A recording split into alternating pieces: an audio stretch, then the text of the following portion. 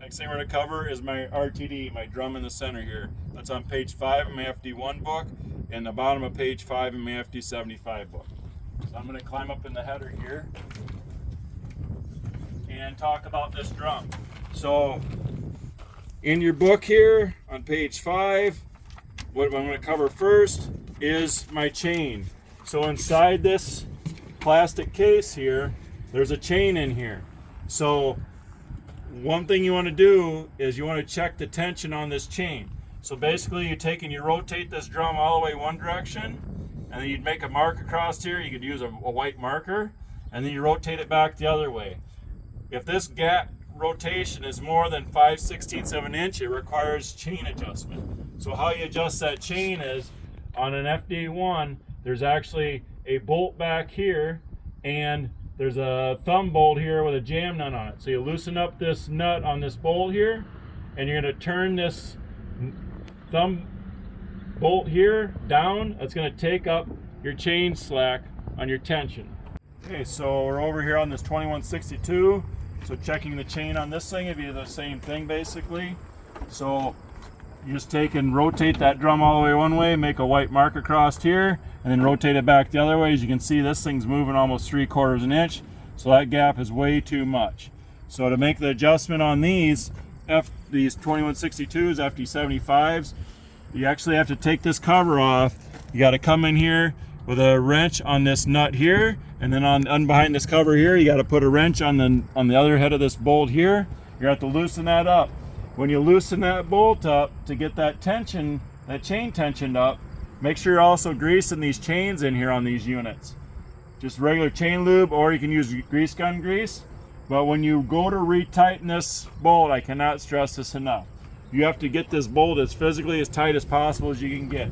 If you don't get this bolt tight, what happens is in forward operation, it's fine, all the slack's on the top. If you plug your feeder house on your combine and you gotta deslug it, that big wad of crop comes down through there, and this auger, these fingers will actually come out the back side and grab that crop to spit it underneath there. It puts a tremendous amount of pull on this chain up here on this idler, and if this bolt is not tight, it slides the idler all the way to the top. You kick it back and forward, the chain flies off. So make sure you're getting this bolt as tight as you can get it. I've seen numerous drums damaged and shields tore up because guys don't get this bolt tight enough. Okay? Another thing that you should also notice when you're running these things in the field is when your header is running in forward operation, these fingers should be flush at the back side of the drum here. And then when you kick in reverse, the fingers come out the back. If your fingers are not sticking out of the front of your drum when you're running in forward, there's actually a reversing mechanism over here with a friction disc in it.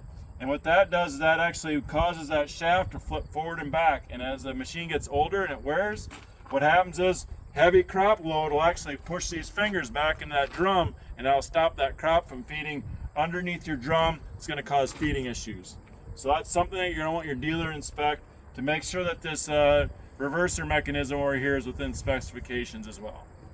So another thing you want to make sure on servicing these up is there's actually, it's called my auger pivots, the grease points on them for an FD1, that's on page 13, FD75, that's on page 8.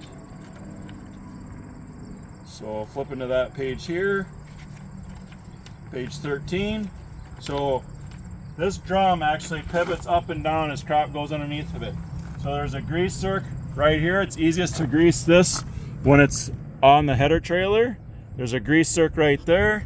And then over here on this side, it's actually gone. There should be a grease circuit right in this hole right here, and it's actually missing. You want to make sure that you're keeping these things greased up. You don't want them binding up, because what it does is going to cause damage to your drum pivots, and or that drum is going to get seized down. It's going to start running at angles. It's going to break your shaft. So if you got another thing with a 2162 or an FD70, there's actually grease circs on the center bearing on the drum. It's really hard to see here since it's the way it's positioned, but the easiest way to grease them is you have it on your combine. You tilt the cutter bar angle all the way out to D, and then you can get right behind this plastic shield here with your grease gun to grease that auger pivot, or the auger end bearing. FD1s, FD75s do not have greasable bearings. It's just the 2162 and the FD70 headers. Also, the easiest way to grease your auger pivots on an FD1, they're at the back here on both sides. You're going to want that header on the header trailer, so like if you're moving in between fields. Their service interval on that, greasing on that, they say 100 hours. That's not near frequent enough. I recommend greasing them every 25 hours. Make sure you keep them things lubed up good so they don't seize up on you.